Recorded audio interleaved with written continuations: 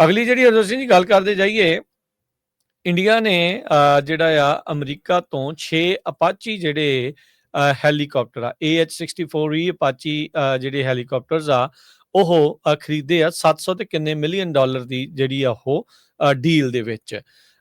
ਇਹ 3 ਜਿਹੜੇ already deliver ਹੋ ਚੁੱਕੇ ਆ ਨਵੀਂ ਦਿੱਲੀ ਦੇ ਵਿੱਚ, ਤੇ 3 ਦੀ ਜਿਹੜੀ ਡਿਲੀਵਰੀ ਆ AH-64E ਅਪਾਚੀ ਗਾਰਡੀਅਨ ਅਟੈਕ ਹੈਲੀਕਾਪਟਰਸ ਦੀ ਉਹ ਹੋਣ ਜਾ ਰਹੀ ਸੀਗੀ।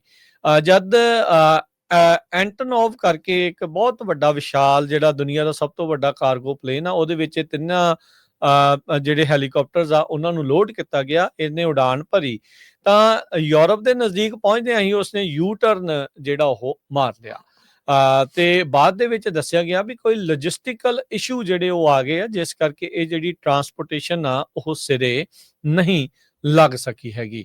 ਸੋ ਇਹ ਅਨਐਕਸਪੈਕਟਡ ਜਿਹੜੀਆਂ ਮੂਵਮੈਂਟਸ ਆ, ਜਿਹੜੇ ਲੋਕ ਪਲੇਨ ਸਪੌਟ ਕਰਦੇ ਆ ਜਾਂ ਟਰੈਕਿੰਗ ਜਿਹੜੀ ਉਹ ਕਰਦੇ ਆ, ਉਹਨਾਂ ਨੇ ਜਿਹੜੀ ਉਹ ਨੋਟ ਕੀਤੀ ਸੀਗੀ। ਤੇ ਫਿਰ ਕਹਿੰਦੇ ਵੀ ਇਹ ਜਿਹੜਾ ਐਂਟਨੋਵ ਜਹਾਜ਼ 124 ਇਹ ਮੈਸਾ ਗੇਟਵੇ 에ਅਰਪੋਰਟ, ਫੀਨਿਕਸ ਮੈਸਾ 에ਅਰਪੋਰਟ ਜਿਹੜਾ ਐਰੀਜ਼ੋਨਾ 'ਚ ਆ, ਉੱਥੇ ਮੁੜ ਦੇਖਿਆ ਜਿਹੜਾ ਹੋ ਗਿਆ ਸੀਗਾ।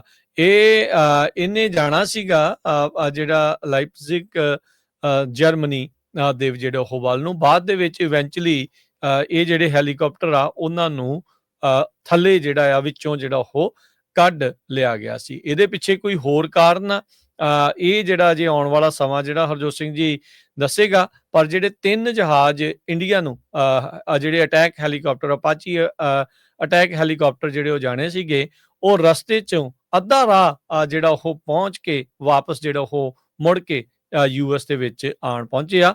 796 ਮਿਲੀਅਨ ਡਾਲਰ ਦੇ ਜਿਹੜੇ 6 에ਅਰਕ੍ਰਾਫਟ ਇਹਨਾਂ ਨੇ ਜੁਲਾਈ ਮਹੀਨੇ ਦੇ ਵਿੱਚ ਭਾਰਤ ਦੀ ਆਰਮੀ ਨੇ ਲਈ ਖਰੀਦੇ ਸੀਗੇ, ਤੇ ਡੀਲ ਫਰਵਰੀ 2020 ਦੇ ਵਿੱਚ ਸਾਈਨ ਕੀਤੀ ਗਈ ਸੀ, ਜਦ ਟਰੰਪ ਹੁਣੀ ਜਿਹੜੀ ਨਵੀਂ ਦਿੱਲੀ ਦੇ ਵਿੱਚ ਪਹੁੰਚੇ ਹੋਏ ਸੀਗੇ। ਸੋ ਇੱਕ ਬੈਚ ਜਿਹੜਾ 3 ਹੈਲੀਕਾਪਟਰਸ ਦਾ ਇਹਨਾਂ ਕੋਲ ਆਲਰੇਡੀ ਇੰਡੀਆ ਕੋਲ ਪਹੁੰਚ ਚੁੱਕਾ ਆ, ਤੇ ਇੱਕ ਜਿਹੜਾ ਉਹ ਪਹੁੰਚਦਾ ਜਿਹੜਾ ਉਹ ਵਾਪਸ ਜਿਹੜਾ ਉਹ ਲਾ ਦਿੱਤਾ ਗਿਆ ਹੈਗਾ ਆ।